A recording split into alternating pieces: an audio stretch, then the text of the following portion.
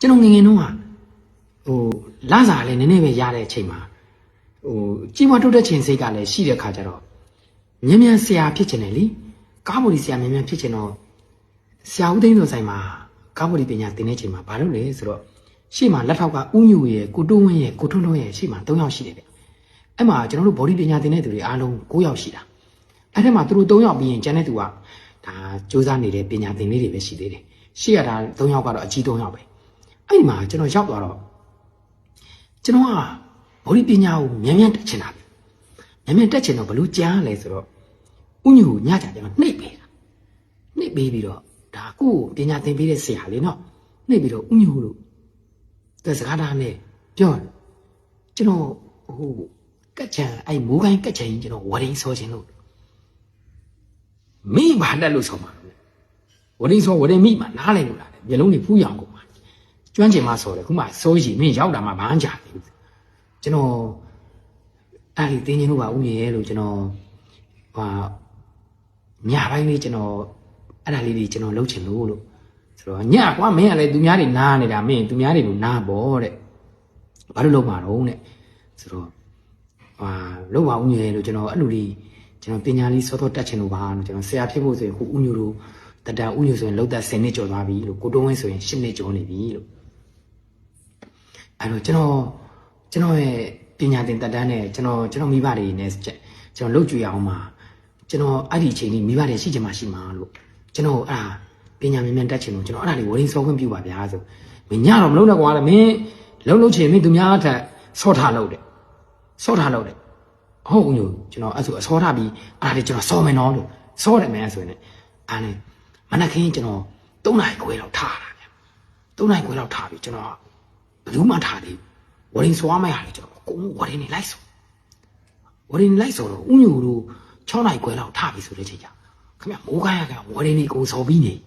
အဲ့လိုဆိုနည်းနည်းတော့လိုးတာပေါ့ဗျာအဲ့ချိန်ကတော့ဒါကြီးတော့မကျွမ်းကျင်သေးဘူးဆိုတော့အဲ့လိုမျိုးဆိုရင်နောက်ပိုင်းကျလက်ထောက်တွေကကိုတန်းနဲ့ကြိုးစားလာလို့လက်ထောက်ဖြစ်တာလေဒီလိုပညာလိုချင်တဲ့လူတယောက်နားမှာရှိတာဆိုလက်ထောက်တွေကမနေနိုင်ဘူးဗျအဲ့ဒါဥညိုကျွန်တော်ဒါလေးပြီးသွားပြီကျွန်တော်ဒီမိုးခိုင်းလေးကျွန်တော်ဆက်ကွေးလိုက်မယ်နော်ကွေးမိုးခိုင်းကွေးပြီးဆိုဥညိုကျွန်တော်အဲ့မိုးခိုင်းလေးကျွန်တော်ထောင်လိုက်မယ်မိုးခိုင်းထောင်အဲ့လိုမျိုးရချင်တော့လက်ထောက်ဆရာတွေကိုညနင်းနေပေးတယ်လက်ဖက်ရည်ဝဲဆိုဝဲပေးတယ်ဆေးလိပ်ဝဲဆိုဝဲပေးတယ်ကုန်းဝဲပေးဆိုဝဲပေးရတယ်ကျွန်တော်တို့မှာမပြည့်စုံတဲ့လူတယောက်မှာရှိရမှာကိုယ့်ရဲ့ခွန်အားတွေကိုအသုံးချပြီးရင်ချင်းကပညာတတ်ကိုချင်းကပြီးတော့ကိုကြီးမွားတိုးတက်မဲ့လမ်းဘယ်မှာရှိတာလဲဆိုတာရှာမှာအဲ့ချိန်မှာကျွန်တော်ဆရာကျွန်တော်တံပြားတွေဖြတ်တာတွေမိုးကိုင်းလောက်တာတွေနောက်ပိုင်းညာခင်ဗျကျွန်တော်က6 လလောက်ရှိသေးတယ်ဟိုင်းလာမိုးကိုင်းတွေကျွန်တော်ကုန်ရပါခင်ဗျလူများတွေ2 နှစ်ခွဲ3 နှစ်တောင်မနေလို့ရ6 လလောက်ပဲတကယ်အောင်စရာပေါ့ကျွန်တော်အရွယ်အရန်ငယ်သေးတယ်လीကျွန်တော်ပုံစံလေးကျွန်တော်ပြီးရင်ကျွန်တော်ပြမယ်ကျွန်တော်ကြည့်တယ်ကျွန်တော်မြင်တော့အဲ့အရွယ်လေးကျွန်တော်ပညာသင်တဲ့ရွယ်လေးဒါဒီရွယ်လေးဒါကျွန်တော်ပုတ်ပါတော်မှာကျွန်တော်ဆရာဒါတပည့်တွေကိုလိုက်ပို့တာကျွန်တော်အဲ့ရွယ်လေးကျွန်တော်73 နှစ်ခွဲလောက်ရှိသေးတာကျွန်တော်ပညာကိုကျွန်တော်အဲ့ရွယ်ကလေးတအားလိုချင်တာကျွန်တော်ဆရာကျွန်တော်သူတို့အလှမှာကျွန်တော်ဆရာမွေးသားလို့ထားတာရန်ကြိုးစားတဲ့သူမို့လို့တော်လို့တဲ့သူသားတွေနဲ့တူတူရှင်းပြပေးတာဒါဆရာဦးသိန်းဆိုတာရှင်းပြပေးတာပြောချင်တာကတော့အဲ့လိုမျိုးကြိုးစားလာတဲ့လူငယ်တယောက်ကိုလက်ထောက်ကလွှဲနေကျွန်တော်ဟာပြောရမယ်ဆိုရင်ကျွန်တော်ရှိမှာရှိတယ်6 ယောက်ရှိတယ်9 ယောက်ရှိတယ်ကျွန်တော်ဆို6 ယောက်ကျွန်တော်အကုန်ကြော်တတ်တာစောတော့ကပြောတဲ့ဥညိုကိုတိုးဝင်းကိုထွန်းထွန်းပြီးကျွန်တော်ပဲနံပါတ်4နေရာမှာကျွန်တော်ရောက်ပါကျွန်တော်ရှိမှာရောက်တဲ့လူတွေအကုန်လုံးကျွန်တော်ကြော်တတ်တာအဲ့မှာကျွန်တော်1 နှစ်ခွဲလောက်ကြာတော့ကျွန်တော်ကခင်ဗျကားဘော်ဒီတွေတော်တော်လောက်တက်လာပြီတော်တော်တိုက်ဖြောင်းလာတွေဆွေးပါလာတော်လောက်တက်လာဟောကျွန်တော်နေ့တွေညတွေချပါချတော့နောက်ပိုင်းကျဆရာတို့ကပြီးဘူးဗျဆရာတို့ကညနေဆိုရင်ဆရာတို့ကမန်းလေးမြို့လမ်း30ပြန်အိတ်တာလက်ထောက်တွေပဲရှိတာလို့လေမင်းလို့လေမင်းကြိုးသားမင်းရမှာဟုတ်တယ်လို့မဟုတ်ဘူးလာတာလည်းမစင်းသားနဲ့အဲ့ခေတ်ကလာတာလည်းရဘူးကျွန်တော်2 နှစ်ခွဲလောက်နေမှရတာ1500 2 နှစ်ခွဲနေတော့အဲ့လိုပြောချင်တာ ကျွန်တော်ကြီးပွားတိုးတဲ့ကျွန်တော်ဘာလို့လဲဆိုတော့ကျွန်တော်ကားဆရာတွေကကျွန်တော်မုံဘူးပေးတာလေးတွေစုထားပြီကျွန်တော်ခင်ဗျအဲ့ပတ်စံလေးစုတာငါတနေ့ဆရာဖြစ်အောင်လုပ်မယ်ငါပတ်စံလေးတွေစုထားဘော်ဒီဆရာဖြစ်ဖို့အတွက်ငါပစ္စည်းတွေဝယ်ရမှာကျွန်တော်ပြီးတော့အဲ့ပတ်စံလေးတွေကျွန်တော်ထီထိုးတာဗျာကျွန်တော်မတရားကြီးွားခြင်းတာကျွန်တော်မတရားချမ်းသာခြင်းတာဗျာကိုယ်ကဆင်းရဲတဲ့ဘဝနာဆိုတော့အဲ့ကျွန်တော်ထီရနဲ့ပေါက်ပါဘူးဗျာဘယ်လိုပြောရမလဲဆိုတော့ဟိုချမ်းသာခြင်းတဲ့စိတ်တွေကဖြစ်လန်းနေရှာတာပေါ့နော်ဖြစ်လန်းနေရှာတော့အဲ့ထီထိုးတာတွေပါတွေကရဘူးဗျာအဲ့ဒါတွေမပေါက်ဘူးအဲ့ဒါကျွန်တော်ရတဲ့ပတ်စံလေးတွေစုထားရရောငါတနေ့ကြာရင်ဒါလေးကငါဆရာဖြစ်ဖို့တော့လမ်းစားပဲဆိုပြီးအဲ့လိုလေးလုံရင်းနဲ့ကျွန်တော်အားတော့ပြက်တာပေါ့ဗျာကျွန်တော်တို့မှာ90တရားအဲ့လိုလေးတွေရတာလေမုံဘူးလေးတွေကဘယ်လိုလုပ်စိုင်းထောင်ဆရာလုပ်လို့ရမလဲဆိုတဲ့ဆွေးနေဒါပေမဲ့စုတာပေါ့နော်အဓိကတော့ပတ်စံစုရမယ်အဲ့ဒီမှာဘေဘီလုံးမချမ်းသာဆုံးပုံကူတူရဲ့အကြောင်းကျွန်တော်စာအုပ်လေးဖတ်တော့ဟာပတ်စံစုမှရတာပါလားဆိုတော့သိတာငွေစုရတာအဲ့ချိန်မှာအဲ့လိုတည်ရင်းနဲ့ကျွန်တော်အင်တာဗျူးတစ်ခုမြောက်ရုပ်တံလွှင့်တာကျွန်တော်တို့နာမည်တော့မပြောတော့ဘူးเนาะဒါတတိတယောက်ရဲ့နာမည်ကြီးဖြစ်နေတော့လေเนาะနာမည်အင်ဂျင်နီယာကြီးတယောက်ပေါ့စီရိုနာဟိုတယ်တွေလည်းသူစောက်တယ်တဲ့ရေထမ်းရောင်ပြီးမှအင်ဂျင်နီယာဘွားကိုရလာတယ်တဲ့သူတို့ဘွားအရန်ဆင်းရဲခဲ့တယ်တဲ့မြန်မာနိုင်ငံမှာသူကအင်ဂျင်နီယာမှာအဲ့ခင်ကတော်တော်နာမည်ကြီးတဲ့သူပေါ့စီရိုနာကြီးစောက်တာဆိုတော့အဲ့လိုမျိုးကြီးဆိုတော့သူရေထမ်းရောင်ပြီးမှကြောင်းတက်ခဲ့ရပြီးမှဒီအင်ဂျင်နီယာကျောင်းသားဖြစ်ပြီးတော့အခုသူဆိုရင်အင်မတန်မှချမ်းသာတဲ့တထေးဖြစ်နေပြီတကယ်အဆောက်အဦတွေစောင့်နိုင်နေတဲ့တထေးဖြစ်နေပြီဆိုတော့ဟာရေထမ်းရောင်တဲ့ဘိုးဟာတော့ဒီလိုတထေးအင်ဂျင်နီယာကြီးဖြစ်ရင်ငါတို့ကရေထမ်းရောင်နေစင်တော့ကာသေးဘူးကွာငါလည်းကြည်ဝါနိုင်တာပဲလို့ကျွန်တော်ခွန်အားတစ်ခုဖြစ်သွားတယ်အဲ့ဒီချိန်မှာကျွန်တော်ကြည်ဝါတိုးတက်စေမဲ့စောင်းတွေကျွန်တော်ဖတ်ရမယ်ဆိုတာကျွန်တော်သိတာစောင်းတွေဖတ်တယ်ကြည်ဝါတိုးတက်စေမဲ့စာအဓိကတော့ဖေးနှင်းကိုဖတ်တယ်ကျွန်တော်ပြီးတော့ဖေးနှင်းဖတ်တယ်ပြီးရင်ကျွန်တော်စိုင်းဦးအောင်သိရင်ကျွန်တော်ဓာတ်ကြိုက်တယ်ကျွန်တော်ဓာတ်စိုင်းကြီးရဲ့စာပေဟောပြောပွဲတွေကျွန်တော်ခွေတွေနားထောင်တယ်လူငယ်တွေအတွက်သိခွန်အားပေးတာအဲ့လိုမျိုးတွေစာတွေကရင်တော့လူငယ်ဆိုတော့ဓာတ်ကြီးတော့မတည်ဘူးပေါ့ခေါင်းစဉ်တွေရေးတဲ့ဆရာတွေလည်းသိတော့မတည်ဘူးပေါ့ကျွန်တော်ဖတ်ဘူးတယ်ကျွန်တော်စာတော့ဖတ်ဘူးတယ်အဲ့တွေ့ကြုံနေပညာသင်နေတဲ့သူတွေထဲမှာတော့စာဖတ်တဲ့သူကတပန်းသားအဲ့မှာကျွန်တော်ဆရာထမင်းစားပြီးတော့ကျွန်တော်အများအားရတောင်ခတ်ပြီးတော့ဆရာကဆုံးမတာပေါ့နော်ကြီးပွားတိုးတက်ဖို့ဘယ်လိုနေထိုင်ရတာဘယ်လိုမျိုးငါလှုပ်လိုက်ခဲ့တာကွာဘယ်လိုမျိုးကံရောင်းဝယ်တဲ့သွားတာကွာဒါတွေကျွန်တော်တို့ပညာတစ်ခုဖြစ်သွားအဲ့တော့လူတစ်ယောက်ကကြီးပွားတိုးတက်ဖို့တော့ကချင်းကပ်မှုအရန်လိုတယ်လို့ပြောချင်ပါတယ်သူတော်ကောင်းကိုချင်းကပ်မယ်ကြိုးစားအထုတ်နေတဲ့အစွမ်းရှိတဲ့သူတွေကိုချင်းကပ်မယ်လေလွင့်လျှောက်သွားနေတဲ့သူကိုချင်းကပ်မိရင်သူကအဲ့ဘက်ထဲရောက်သွားကြိုးစားအထုတ်နေတဲ့သူတွေကြီးပွားတိုးတက်နေတဲ့သူတွေကိုချင်းကပ်ပြီးတော့ကြီးပွားတိုးတက်ရလမ်းကြောင်းကိုမရမကစီလိုပေါက်ရှာပြီးရုံထွက်ရမယ်လို့ပြောချင်ပါတယ်အခါကျတော့အဲ့လိုရုံထွက်ရင်လည်းကျွန်တော်ဟာဘော်ဒီဆရာဖြစ်လာတယ်လို့ကျွန်တော်ကြော်ပြောလိုက်တော့မယ်နော်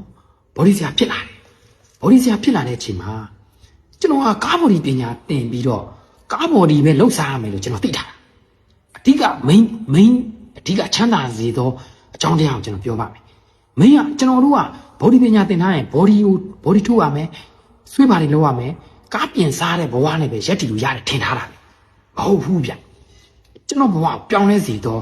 ့တကယ်ချင်းတယောက်ကအောင်မျိုးဆိုတဲ့စေတုပ်တယ်ကျွန်တော်နဲ့ပညာသင်ပတ်သူကလည်းသူ့အိမ်မှာစေခွဲတုပ်နေပြီကျွန်တော်ကဆိုင်ခွဲပြီးပြီအဲ့မှာသူကနေ့တနေ့ကကျွန်တော်စီရောက်လာပြီးတော့ကိုပလောင်ဆိုတဲ့သူပါလာတကယ်ချင်းနဲ့မင်းအတိုင်ပင်ညာရှိလို့လာတာပြုတ်တကယ်ချင်းရကျွန်တော်ကကားဘော်ဒီပညာသင်ပြီးတော့ကားဘော်ဒီပဲလှုပ်ရှားရမယ်လို့ကျွန်တော်သိထားတာအဓိက main အဓိကချမ်းသာစေသောအကြောင်းတရားကိုကျွန်တော်ပြောပါမယ် main ကကျွန်တော်တို့ကဘော်ဒီပညာသင်ထားရင်ဘော်ဒီထိုးရမယ်ဆွေးပါတွေလုပ်ရမယ်ကားပြင်စားတဲ့ဘဝနဲ့ပဲရက်တီလို့ရတယ်ထင်ထားတာဗ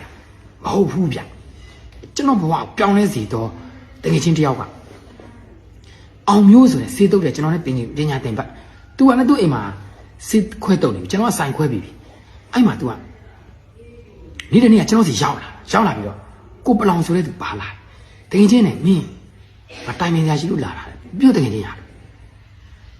်ငါတို့ကွာတဲ့ခြေကားလေးတစ်စီး3,200ခွဲနဲ့ဝယ်မလို့တဲ့အဲ့ဒါမင်းရှယ်ယာပါမလားလို့ဟာမင်းကွာငါကားဝယ်မယ်တဲ့ငါဘော်ဒီဆရာဘာရှိဘူးကွာလူများအိမ်ငါပြီးတော့ သူများဝိုင်းနဲ့ငှပြီးတော့မင်းဆိုင်ခွင့်ရတာကွာတော့ငါစပိန်ရွယ်ရှိတာပိုင်တာဆိုအဲ့လိုတော့မင်းမတွက်နဲ့တကယ်ချင်းရတယ်ငါလည်းမပိုင်ဘူးလေကွာတဲ့ဒါပေမဲ့ငါတို့